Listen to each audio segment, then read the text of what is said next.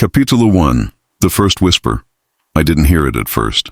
It was only a faint, trembling sound, like the brush of silk against stone, slipping into the silence of my room. I thought it was the wind, or perhaps the distant murmur of the town below. But then it called my name. Isabella. Not my name. Not quite. There was something hollow in it. A strange weight I had never carried before.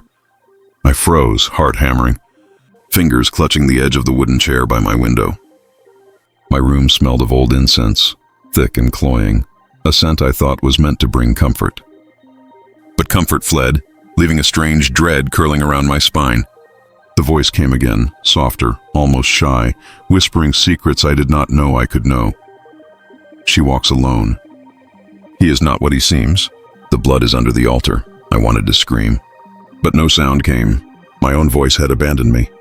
The shadows in the corner of the room lengthened, though the candle burned steadily. I wanted to convince myself I was dreaming, that this was some trick of fatigue or imagination. But when the voice shifted, pleading now, urgent, I knew it was real, and I knew it had chosen me. That night, sleep became a stranger. Every flicker of the candle cast shapes that moved too deliberately, figures that bent and twisted like living smoke.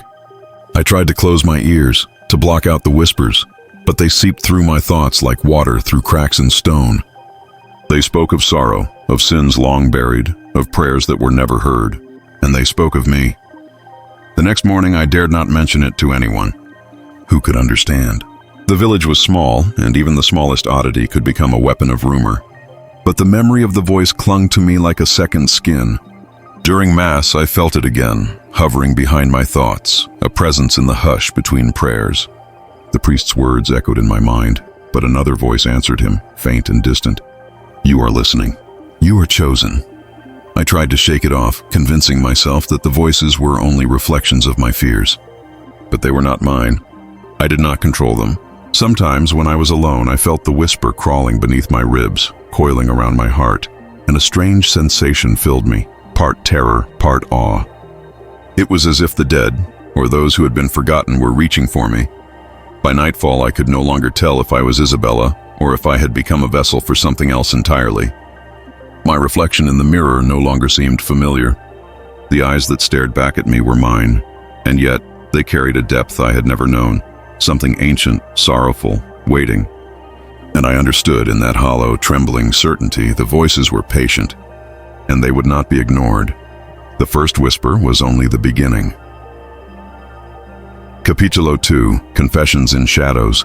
The day began with an unnatural hush.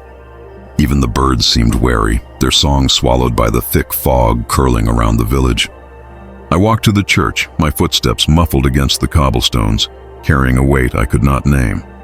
The voices had grown bolder since last night, weaving themselves into my thoughts like threads of fire and shadow. Confess, they will listen. I entered the confessional, the familiar wooden booth smelling of candle wax and old prayers. Father Mateo, a man with eyes too kind for the things he must endure, greeted me with a nod. His presence should have comforted me. Instead, I felt a ripple of unease, as though the shadows themselves were leaning closer. Eager to witness what was to come, I knelt, the rough wood pressing against my knees, and began to speak the words that had formed like stones in my chest. Forgive me, Father, for I have sinned. But before I could continue, the voice, a chorus now not mine, slipped past my lips. It was soft, trembling, yet unmistakable. He hides his sins behind the altar. She prays but does not forgive herself. The child will never speak again. Father Mateo stiffened. I felt his breath catch. The shadows in the booth thickened, almost tangible, as though pressing against the thin screen that separated us. The confession became a dialogue, not mine, not his, but theirs. The voice whispered secrets that had never been uttered, sins long buried under stone and incense. I could feel the priest's disbelief like a cold hand on my shoulder, and yet I could not stop. The words poured out, uncontrolled, spilling over the walls of the confessional and into the silent church. I tried to stop them, tried to reclaim myself, but the voices had claimed the night, and now they claimed me. The air grew heavy with the weight of things unsaid, of guilt unconfessed. I realized, with a jolt of terror, that the townspeople would never hear these words. Only he, only Father Mateo, bore witness. When I finally fell silent, The priest's hands trembled on the screen. His eyes, wide and searching, met mine. "Isabella, what has happened to you?" I wanted to tell him that I did not know, that I was only a girl, trembling beneath a storm she did not understand. But I could not. The voice curled inside me like smoke, mocking and patient, reminding me that my innocence was no longer my own. Outside, the fog had thickened, swallowing the steeple and the cobblestones. The village felt distant, unreal, as if time itself had paused to witness what had been spoken in shadows. I left the church, my legs heavy, my heart heavier. That night, I heard them again, the whispers, soft and accusing, echoing the confessions of strangers and the sins of the living. I understood, with a terror that burned hotter than flame, that the first whisper had only been an invitation.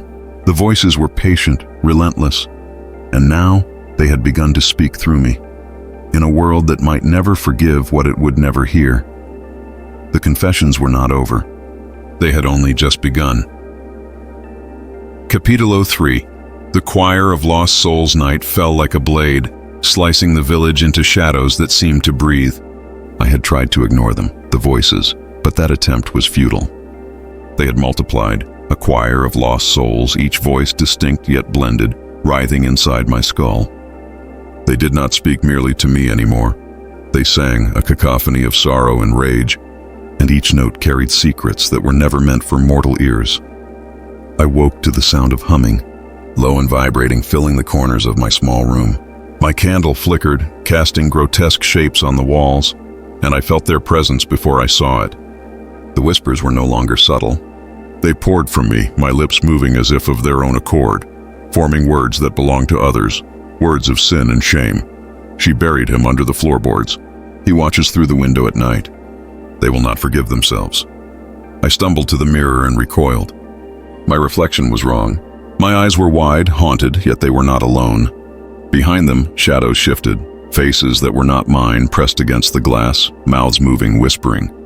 I was a vessel, a choir stand for those long silenced, and their song was relentless. I tried to leave, but the village seemed to warp around me. Doors I knew led to empty streets now opened to corridors of fog. Every step echoed with murmurs, the voices weaving into the night like roots of a tree buried beneath the earth. I could feel the sorrow of countless lives, their pain and longing, binding me tighter with every breath. The following morning, Father Mateo found me trembling in the church aisle. He had heard them, the faint singing that no one else could. His hands shook as he reached for my shoulder, and I realized the full horror. The voices were no longer mine to contain. They had spilled into the world through me. They spoke of the villagers' sins, truths I could not have known, affairs hidden behind locked doors, debts unspoken, betrayals long buried under polite smiles. The weight of these revelations pressed on me, and I could see fear blooming in the eyes of those around me, though they did not know why. Only I knew, only I bore witness. That night, the voices gathered with a cruel harmony. I lay in bed paralyzed as they sang not just of the dead but of the living, their eyes, their desires, their fears. The melody was unbearable, and yet there was a rhythm to it, a message I could not decipher. They were not malicious, not exactly, but they demanded attention, devotion, acknowledgement. And I was their unwilling priestess, their sacred conduit. I cried out, and my voice carried not just my fear, but theirs. The song swelled, and I felt the walls of the house tremble, the floor beneath me shiver as though the spirits themselves danced. There was no escape. I understood then that I had crossed a threshold. There was no turning back. I was no longer just Isabella. I was a vessel, a choir, a prism through which the lost voices could reach the living, and the choir would not stop singing. Capítulo 4. Blessed or cursed. The villagers had begun to whisper about me, but not with the caution they once showed. They called me blessed, a vessel of divine insight, though I felt no blessing, only the weight of countless voices pressed into my bones. Every time I walked through the market, mothers hushed their children, men crossed themselves, and old women touched their rosaries with trembling fingers. They did not see me. They saw the voices that flowed through me, invisible and insistent. Father Mateo approached me cautiously that morning, his eyes full of concern and fear. "Isabella, what has become of you?" he asked, his voice trembling. I wanted to tell him that I did not know, that I had tried to be alone, to silence them, but the voices were patient and cunning. They whispered not just to me, but through me, shaping the world in ways I could not control. At church, the whispers became louder. They spoke to the villagers during the service, though their ears heard nothing. I could feel their hearts shift under my gaze, unspoken confessions spilling into the air. I could not stop it, and yet a part of me began to wonder, was this truly holy? Or was it a curse? The voices teased me relentlessly. They kneel. They pray. They fear. They love. They hate. Each word cut through me like shards of ice. They told me the truth about people I had known all my life. Truths that were beautiful, terrible, or obscene. I had become a mirror, reflecting their souls with brutal honesty. And the villagers loved me for it, or so they said. But love twisted quickly into obsession. Children followed me, whispering prayers meant to reach the voices. Men and women brought offerings, hoping to earn favor, and the air around me began to hum with their anticipation. The pressure was unbearable. Every gaze was a demand, every touch of hope a chain around my wrists. That evening, the voices became urgent, commanding.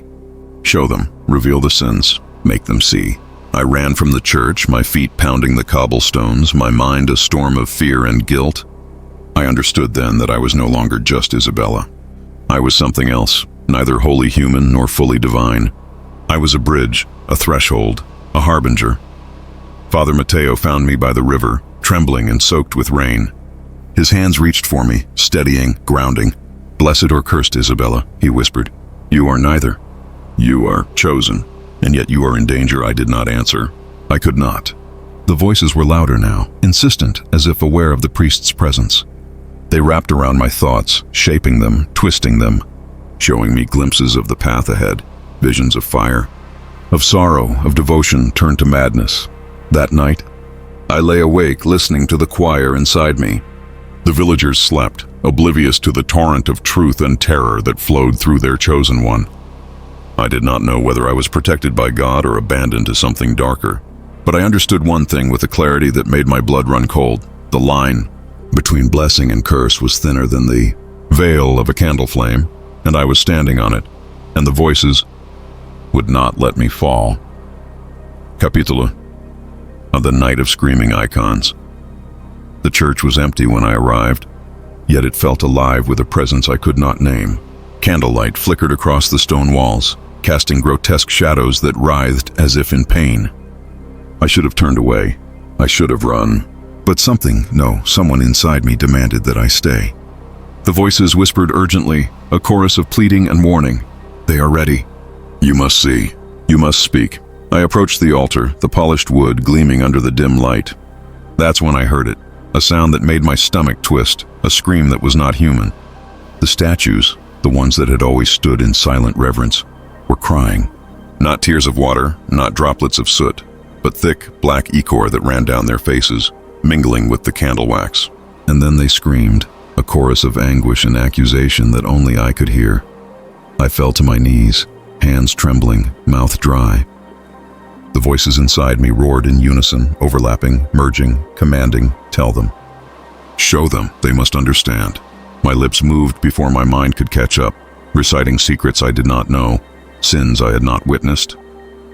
The air thickened, charged with electricity and dread, and I could feel the weight of the entire congregation, even though they were absent. Father Mateo arrived then, drawn by the unnatural sound. His eyes widened in horror as he stepped into the nave, the smell of incense thick and choking. Isabella, what is happening? He whispered, his voice trembling. I wanted to answer, but the voices would not let me. They pressed against my thoughts, forcing confession from me in words I had never spoken. Each syllable was a revelation, a judgment, a plea. The statues shifted, tilting their heads toward me, their frozen eyes alive with something beyond recognition. They screamed again, a chorus of stone and spirit intertwined, echoing through the vaults. I felt the room pulse as if the church itself was breathing, straining under the weight of unspoken truths. The voices in me mingled with theirs, a symphony of despair that made me shiver to my core. Outside, the villagers gathered, drawn by the sound of terror, their lanterns bobbing in the fog. They watched, unsure whether to flee or pray. as the sacred icons wept and screamed. Some crossed themselves, others dropped to their knees, their eyes wide with fear and awe. They did not understand, could not understand. Only I could bear witness, and only I could channel the voices into a form they could perceive. When it was over, the church was silent. The statues returned to their stillness, their eyes once again vacant, their tears dried into glossy stains on the stone. But the weight remained, heavy in my chest, a reminder that the voices were patient and relentless. Father Mateo helped me to my feet, his hands gentle but firm. "Blessed or cursed," he murmured. "You are something else entirely, Isabella. Something no one can name." That night the voices whispered not of the living, not of the dead, but of what was to come. They promised fire, sorrow, and devotion twisted into terror. I understood then that the night of screaming icons was only the beginning, and I would never be alone again. Capítulo 6. The Saints' Demand, they came to me that night with urgency I could no longer ignore. The voices, my companions, my tormentors, were no longer whispers. They were commands, sharp and insistent, curling around my ribs, pressing into my chest, forcing my heart to obey. Show them. Reveal the truth. Sacrifice yourself, or they will not understand. I tried to run. I fled the small room I had barricaded with prayers and candles, but the air was thick with their insistence. Shadows coiled around my legs, tugging me back, and the voices pierced my mind in a chorus of accusation. Each syllable pressed a cold weight on my tongue. I realized, with a terror I could not name, that they were not asking. They were ordering. Father Mateo found me again, just as I stumbled into the deserted churchyard. His lantern cast long, trembling shadows across the stones, and his eyes widened when he saw me. "Isabella, what is happening?" His voice, usually a lifeline, seemed feeble against the flood of voices crashing through me. "They demand it," I whispered, my lips trembling. But it was not my own voice. The words that came out were theirs, not mine. He must confess. She must be judged. The town will see its sins. My body moved of its own accord, hands raised, head bowed as if in prayer. But it was not prayer. It was revelation, exposure, judgment. The villagers had begun to gather silently, drawn by the magnetic force of something beyond comprehension. Some kneeled, hands pressed together, hoping for salvation. Others fled, sensing that the holy had become profane, that their sins were laid bare by a girl who was no longer merely human. I felt their fear and awe, felt it coil around me, amplifying the voices within. "They call you holy," Father Mateo said softly, clutching my shoulders. "But holiness should not burn like this." His words were a lifeline, but even as he spoke, the voices laughed, cold and unyielding, promising fire for hesitation. They pulled me toward the altar, where the shadows of the statues seemed to lean forward, expectant, hungry, and I obeyed. I spoke secrets no mortal should know, revealed sins hidden behind locked doors and silent prayers. The villagers wept, screamed, crossed themselves, or fell in silent horror. The air was thick with incense and dread, and every whispered command from the voices struck me like a lash. More, faster, do not stop. When it was over, I fell to my knees, trembling, my chest heaving with exhaustion and terror. The night was still, but the echoes of the voices remained, vibrating in my skull. Father Mateo helped me rise, eyes wide, lips pale. "Isabella, you've done what no one else could," he murmured. "But at what cost?" I could not answer. I did not know the cost. All I knew was this: the voices were patient, relentless, and now they had tasted obedience. And they would demand it again. I was no longer just a girl. I was their instrument, and the world would never let me forget it. Capítulo 7. Conflicted Faith. The village no longer looked at me with ordinary eyes. They approached cautiously, as if I were made of glass, fragile yet dangerous, or perhaps something darker. Mothers hid their children behind skirts, whispering prayers under their breath. Men crossed themselves without pause, and old women touched their rosaries until their knuckles whitened. I was the living altar, the conduit through which unseen forces spoke, and every eye upon me reminded me that the voices were never silent. Father Mateo followed me, a steady presence in a world that had begun to tremble. "Isabella," he said one evening, his voice low, "they revere you, but you are not a saint. Are you?" I could not answer. The voices roared inside me, demanding judgment, confession, devotion. They twisted my thoughts, forced my lips to speak truths that were not mine. I felt the weight of every soul in the village pressing down, as if the walls themselves demanded obedience. Bless them, punish them, make them see themselves. That night I entered the church alone. The air smelled of candle wax and damp stone, but beneath it lay something older, something living. The statues stared at me with vacant eyes that seemed to judge, to wait. The whispers became words, the words became commands. Confess, reveal, judge. I tried to resist. I wanted to walk away, to be just Isabella, a girl in a small village, untouched by forces she could not name. But resistance only made the voices sharper, crueler. They reached into my chest, pulling my ribs apart with invisible fingers, and I felt my heart beating not in time with my own body, but with theirs. The villagers gathered at the church steps, drawn by something they could not see. They knelt, prayed, or trembled, eyes wide with fear and devotion. They did not know whether to worship or flee, and I did not know whether I should save them or punish them. The line had vanished, dissolved into a blur of holiness and terror. Father Mateo approached, placing a hand on my shoulder. "Faith can be a blessing," he said, "but it can also be a cage. Don't let it control you, Isabella. Do not let them control you." I wanted to believe him. I wanted to find comfort in his words, but the voices would not relent. They spoke of sins buried, truths unspoken, desires unfulfilled. They reminded me that the village was mine to illuminate or condemn. And I realized that I no longer had a choice. As I raised my hands, the whispers swelled into a chorus. Every confession, every secret, every hidden thought of the villagers poured through me, unbidden. Their prayers, their fears, their guilt and longing, all became mine. I was a vessel, a mirror, a judge. By the time I left the church, dawn was breaking, painting the sky with shades of red and gold. I was exhausted, trembling, and yet the voices hummed in triumph. The villagers watched silently, their faith shaken, their awe mingled with fear. I walked away, my shadow stretching long across the cobblestones, and understood a terrible truth.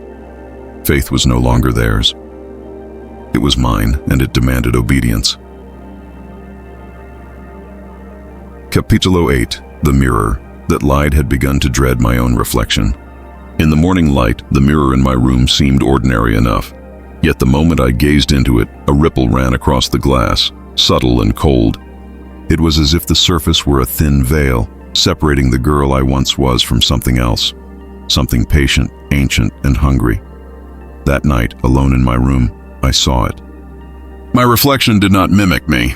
Its eyes were wider, darker, filled with knowledge I had never possessed. The lips moved slightly, whispering, though I said nothing. And then, impossibly, another face appeared behind mine, pale and hollow, a silent witness pressed against the glass. I tried to scream, but my own voice was stolen by the chorus of whispers swirling inside me. "Look, they are waiting. They will not forgive." I stumbled back, heart hammering as the mirror pulsed with a terrible rhythm. Shadows moved behind the glass, forming faces I recognized yet could not place. Villagers, strangers, children who had died, eyes staring, mouths moving, voices seeping through the veil into my skull. The mirror was no longer just a reflection. It was a conduit, a portal through which the lost and the damned spoke. Father Mateo found me pacing the floor the next morning, eyes wide with fear and exhaustion. "Isabella, what happened?" he asked, reaching for my hands. I shook my head, unable to articulate the horror. The voices roared in my mind, overlapping, demanding, accusing. "Do not trust what you see. Do not trust what you feel. You belong to us now." That evening, I faced the mirror again, compelled by some cruel necessity. My reflection smiled, an expression I had never known, slow and deliberate. The face behind mine leaned closer, eyes hollow, and whispered my name in a multitude of tones. "Isabella, Isabella, Isabella." I tried to look away, but my body was no longer mine to command. My lips parted and the words came, carrying secrets of lives I had never touched, sins of hearts I had never known. The villagers began to notice changes. Some whispered about my strange behavior, the intensity in my gaze, the uncanny way I seemed to know what they hid. Children avoided me, sensing the unnatural.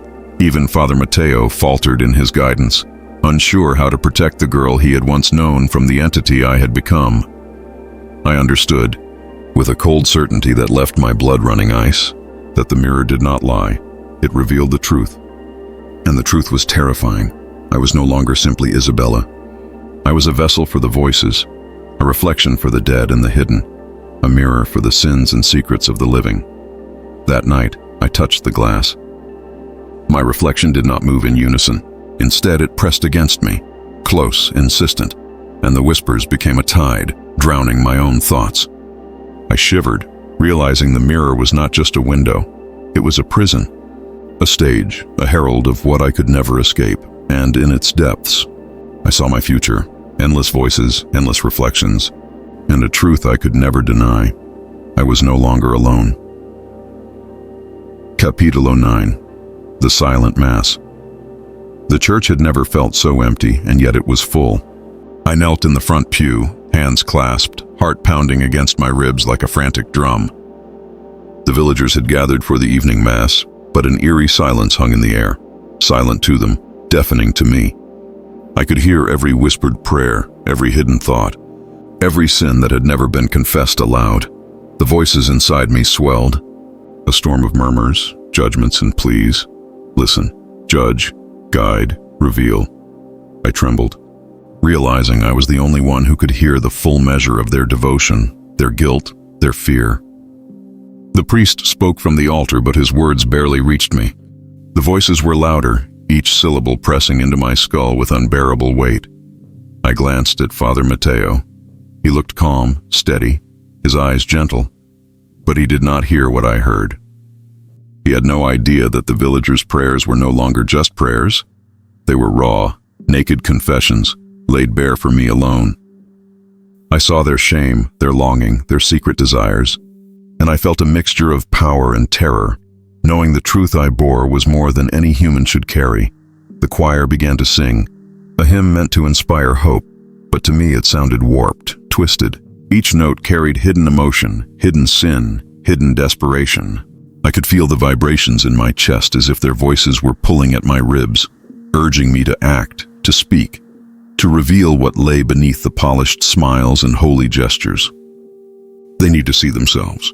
They must understand. I rose to my feet, trembling. The air thickened, pressing against me, and I could see the fear flicker in the villagers' eyes, though they did not know why. My lips moved of their own accord, translating the silent truths into words I had never learned to speak.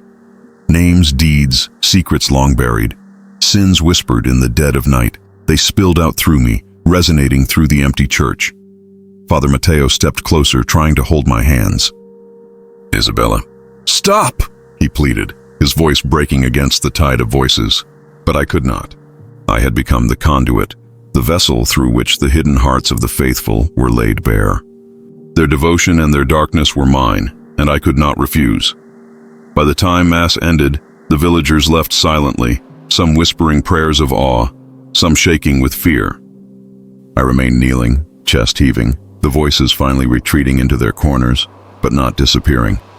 I could still feel them pulsing beneath my skin, patient and relentless, waiting for the next opportunity to speak through me.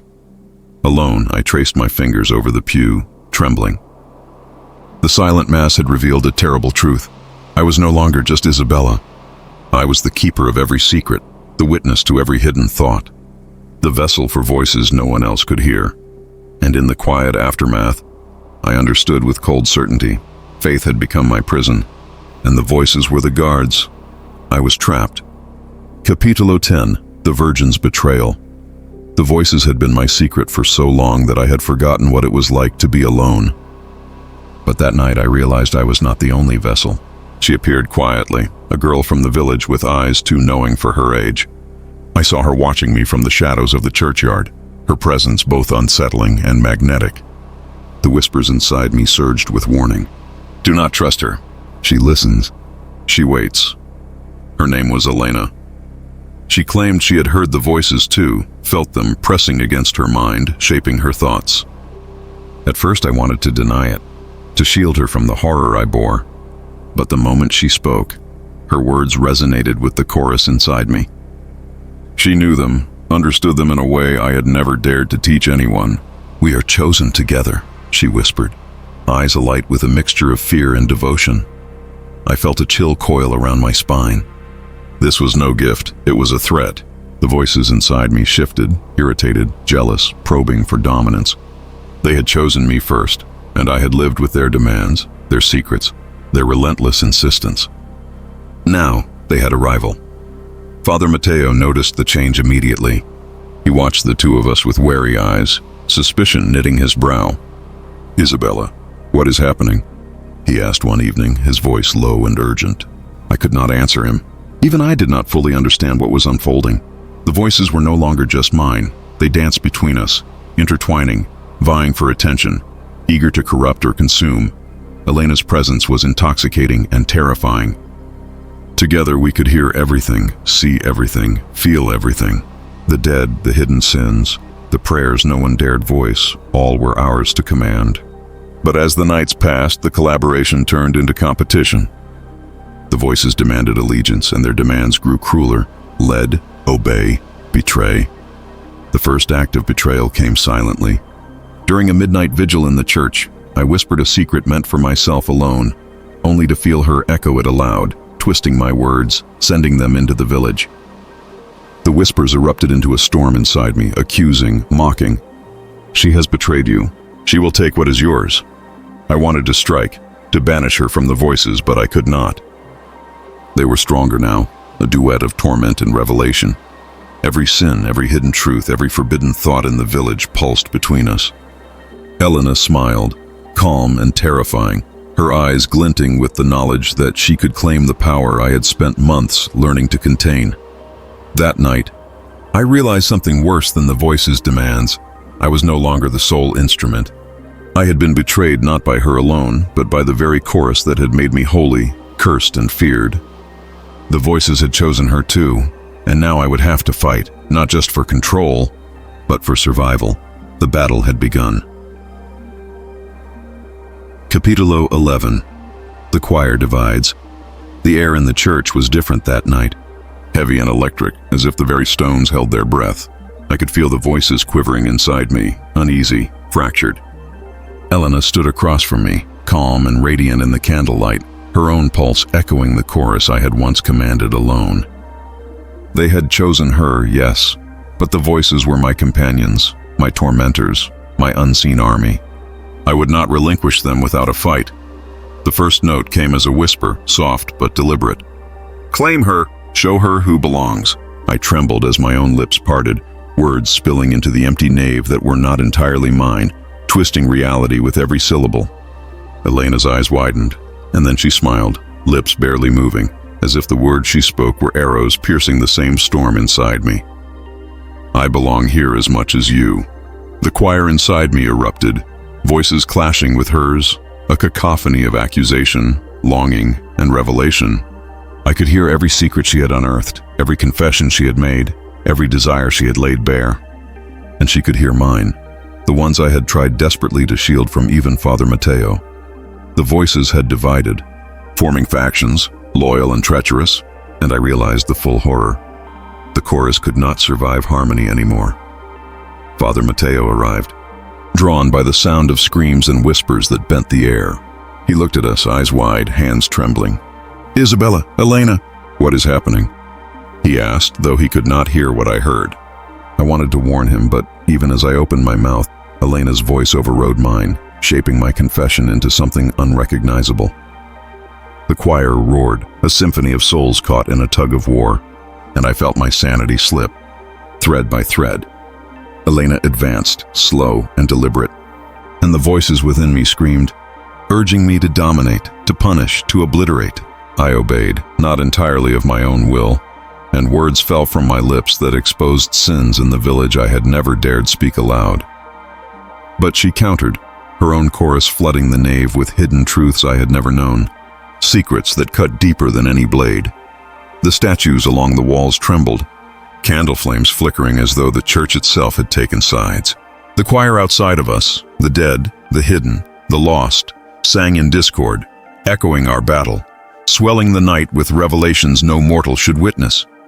Every heartbeat was a drum of terror, every whisper a lash against the mind. By dawn, we were both exhausted, the voices within us ragged and raw, yet neither willing to yield. We glared across the pews at one another, breathless, trembling, the weight of power and horror pressing down like the sky itself.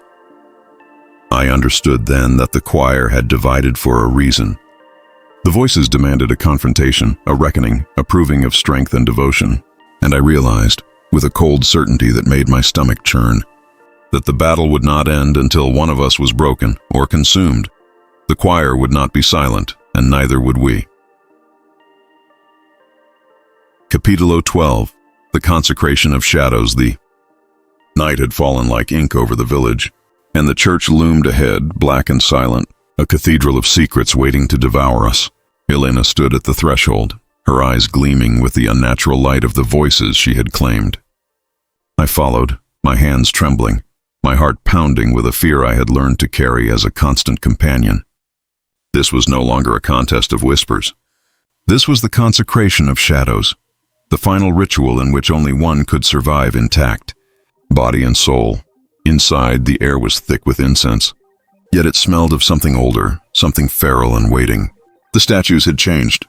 They leaned forward slightly, eyes glinting with awareness, lips parting in silent accusation. I could hear the choir, not just ours, but every lost soul we had carried, rising in discordant harmony, as if the dead themselves were preparing the altar for a judgment that neither the living nor the dead could escape.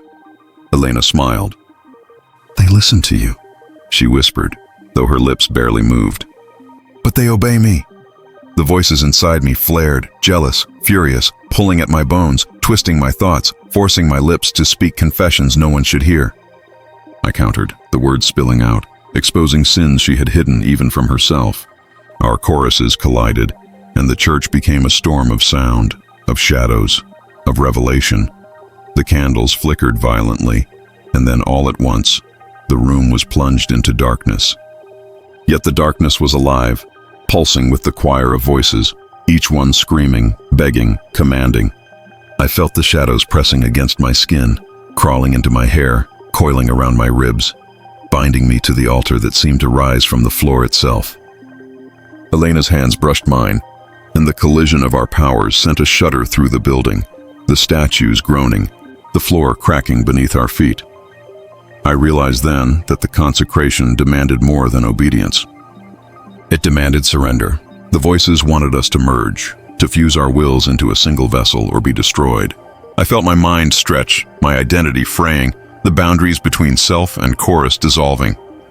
Every secret, every sin, every prayer in the village flooded me, and I knew that if I failed, the shadows would consume us both. With a scream that was mine and not mine, I forced the voices to bend, to obey me just long enough to push Elena backward. She fell to her knees, her own chorus roaring in frustration, and for the first time, I saw fear in her eyes. The choir quivered, waiting, as if the world itself held its breath. I stood alone at the altar, shaking, drenched in sweat, the shadows clinging, whispering, testing my will. I had survived the consecration, but at a terrible cost. The voices inside me were hungrier, sharper, more insistent than ever. The village had witnessed nothing, but I knew the truth. I was no longer merely Isabella. I was the keeper, the altar, the bridge between the living and the dead, and the choir of shadows would never release me. And in that darkness, I understood. Power and terror were inseparable, and I had just been consecrated in both. Capítulo 13. The Revelation of Silence.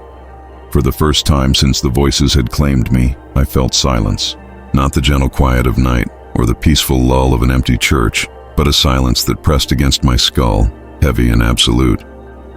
It was as if the world had stopped listening, and the chorus that had lived inside me, that had tormented me, that had made me a vessel of truth and terror, had withdrawn. At least partially. At first it was a relief.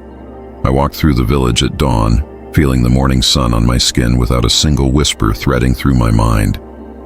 The market bustled, children laughed, and the air smelled of bread and smoke.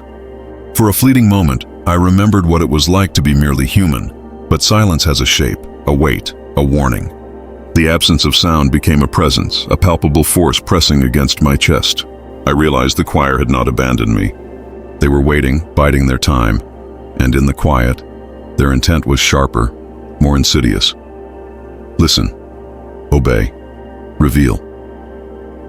Father Mateo approached, concern etched into every line of his face. Isabella, you seem different, he said cautiously, reaching for my hands. I looked into his eyes, searching for comfort, but even he could not grasp the magnitude of the shift. I felt the power of the voices in me, still alive, still pulsing, now more patient, more calculating than before. That night, I returned to the church. Candles burned low, shadows stretching long across the nave. I knelt at the altar, expecting the voices to rush in as they always had, but they did not. Instead, the silence spoke. It revealed truths without words, forced visions into my mind without sound. I saw the villagers' fears, their hidden devotions, the sins they had hoped no one would witness. And I understood. The voices had grown beyond need for speech. They were now inside me in ways I could not name, shaping my perception, rewriting reality, claiming dominion over thought itself. Elena's absence was a relief and a terror. She had disappeared after the consecration, leaving me alone with the full weight of the choir. I realized with a chill that I had become the anchor of the voice's power. Without her, there was no balance. I was the sole vessel, the sole witness, the sole instrument through which the choir could act upon the living world. The silence deepened, folding around me like a shroud. I could hear the subtle hum of the candles, the faint creak of the pews, and nothing else. But it was enough. Enough for the voices to remind me of their presence, their reach, their patience. Enough to show me that the absence of noise was not freedom. It was a test, a prelude, a warning that even in silence, the choir's dominion was absolute. I rose from the altar, trembling, knowing that the revelation of silence was a prophecy. The village would never truly see me, but it would always feel me. I was no longer just Isabella. I was the threshold, the stillness, the mirror of every secret, every prayer, every fear, and the silence whispered, "You belong to us. Always." Capítulo 14, the final confession. The church smelled of damp stone and burning candles. Yet beneath it was something older, fouler, a scent that clung to my lungs like smoke and sin. Tonight was the night the choir had been waiting for, the night I had dreaded and anticipated in equal measure. The villagers had gathered, drawn by a force they could not name, kneeling in silence, unaware that the voices were no longer whispers. They were truth incarnate, spilling through me like fire. Father Mateo stood at the altar, his face pale, hands trembling around the crucifix. He tried to stop me, to ground me in faith, but he had long since realized that faith alone could not contain what had taken residence within me. "Isabella, whatever happens tonight," his voice faltered, swallowed by the roar of anticipation. The air thickened, pulsing with unseen energy. The choir, my constant companion, surged inside me, clamoring for revelation, for judgment, for confession. Speak, reveal, purge. My lips moved of their own accord, reciting the sins of the villagers, secrets too heavy for mortal ears, desires unspoken, hidden betrayals. Their eyes widened, hands clutched rosaries, prayers left unvoiced fluttering like broken birds in the night. Then Elena appeared, silent at first, emerging from the shadows like a specter. The choir recognized her immediately, and the voices inside me fractured, clashing, screaming in rivalry. Her own chorus, fierce and relentless, echoed through the nave, weaving a tapestry of revelation alongside mine. Together we were unstoppable, yet dangerous, a dual vessel of horror and divine judgment. I felt the church bend around us, walls trembling, candles flickering, shadows twisting unnaturally. Every confession was a blow, every secret a dagger. The villagers watched in awe and terror as truths they had hoped buried were laid bare, shimmering in the candlelight like silver threads of shame and longing. The climax came suddenly, violently. The choir demanded unity, the voices inside me and Elena demanding obedience, merging into a singular, deafening roar. I realized that confession was not enough. We had to surrender fully to the chorus. The altar itself seemed to rise, a living thing of stone and shadow, its edges pressing against our knees, compelling our voices to spill the ultimate truth. I screamed, not alone, but with every lost soul the choir had ever claimed. Elena screamed beside me, her voice merging and clashing with mine, until reality itself trembled. The villagers fell silent, hearts pounding, eyes wide, sensing that they were witnessing something eternal, something sacred and profane intertwined.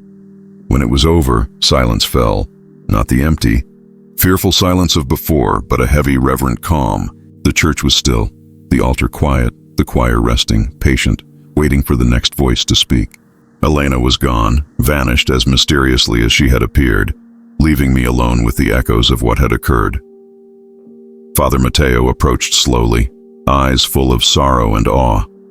"Isabella, you have done what no mortal should. What you have carried, it is beyond comprehension." I bowed my head, chest heaving, the weight of the voices settling deep within me. I had spoken all confessions, revealed every secret, carried every voice, and I understood the truth that would never leave me. The choir was eternal, relentless, and I would never be free. I was the confession, I was the voice, and the world would never forget me. Capítulo 15. The Ascension of the Vessel.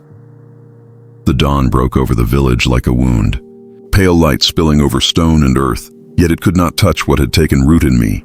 I walked to the church alone, the familiar weight of the choir pressing against my chest, a pulse of countless souls thrumming through my veins. Tonight, I understood the culmination of all that had come before. The ascension, the moment when vessel and voices became one. The villagers gathered outside, whispers curling through the morning air. They did not see me as a girl, nor even as holy. They saw a threshold, a living conduit between the mortal and the eternal. Their eyes were wide with awe, fear, and reverence, and I felt the chorus stir in recognition, swelling, powerful, insistent. Now, ascend, become, inside. The altar waited, massive and trembling, shadows curling around it like living serpents. The statues leaned closer, their stone eyes alive, expectant. I knelt, head bowed, feeling the countless confessions I had carried ripple inside me, each one a weight, a finger on the pulse of eternity. Elena's absence was final, a silence that was almost a blessing. This was my reckoning, my communion, my surrender. The choir erupted, a tidal wave of voices, each demanding, pleading, commanding. I felt every sin, every fear, every secret in the village surge into me, a symphony of humanity laid bare. My body shook, lips parted, and I spoke truths no mortal could bear. The air thickened, charged with revelation, as if the very world bent to the rhythm of the voices I carried. Father Matteo appeared at the threshold, eyes wide, lips trembling. "Isabella!" "No mortal can bear this," he whispered, but I could not answer. My voice was no longer mine. The choir sang through me, lifting me, shaping me, pulling me toward the altar. The candles flared, the shadows writhed, and the floor beneath me seemed to breathe, rising like a heartbeat of stone. Then it happened. My body lifted, slowly, impossibly, hovering above the altar as the voices merged, not as separate entities, but as one. I was no longer merely human. I was the vessel incarnate, the living conduit, the threshold between the sacred and the damned. The villagers fell to their knees, awestruck, hearts hammering, senses flooded with a presence that was divine and terrifying in equal measure. I felt the choir settle inside me, patient, eternal. The world outside seemed distant, fragile, insignificant. My mind was clear yet full, burdened yet exalted. I had carried every confession, revealed every secret, and now I ascended into a state beyond understanding. I was both judge and witness, holy and cursed, alive and yet no longer bound by mortality. And as the sun rose, spilling its pale light across the village, the whispers quieted to a single eternal tone, a promise, a command, a revelation. You are ours, forever. I opened my eyes, no longer just Isabella.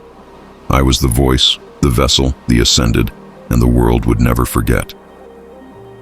Epilogue. The echoes of the vessel, the village, returned to its quiet rhythm, or so it seemed. Children ran through the streets, women sang softly over simmering pots, and men tilled the fields as they had for generations. Yet beneath the mundane, a subtle tremor lingered, a memory of power, of voices carried, of confessions revealed. Those who had glimpsed the church during the Ascension spoke little. Their eyes haunted, their prayers now tinged with fear and reverence. I walked among them unseen, my presence both tangible and ethereal. No one recognized me as the girl they once knew. They felt only the weight of the unseen, the pull of something eternal resting just beyond comprehension. I was no longer merely Isabella. I was the vessel, the echo, the threshold through which the choir of voices had spoken, and in that role, I had no rest, no reprieve, no mortality to protect me from what I carried. At night, the choir whispered not as a torrent, not as an overwhelming storm, but as a gentle, constant hum, threading through the air, threading through my mind. Every secret,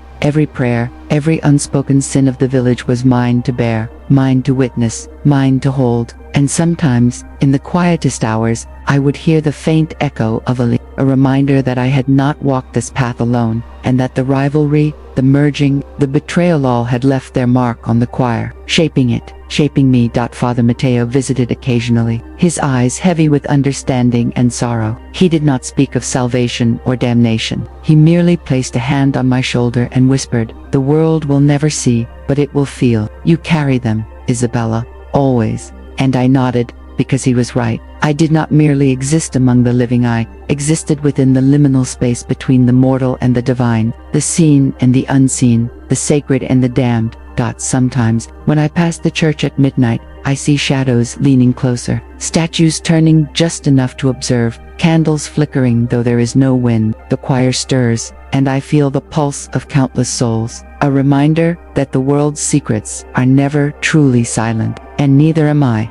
I have learned to walk with this weight, to move through the village with eyes both human and eternal. I do not speak unless the voices demand it, yet my silence carries their truths. And in that silence, the village remembers. They whisper of a girl who vanished and returned as something more, something terrifying, something holy. I am the vessel, I am the echo, and I will carry the voices forever.